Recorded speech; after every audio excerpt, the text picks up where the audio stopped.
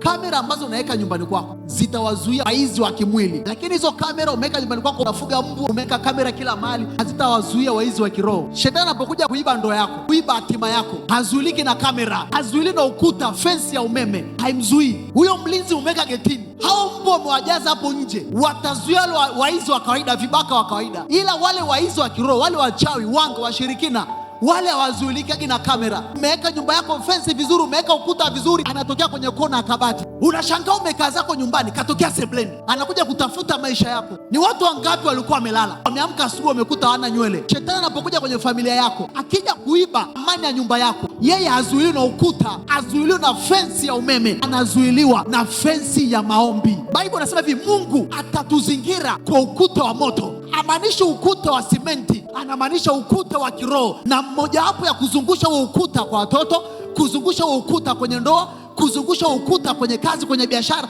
ni kwa njia ya maombi.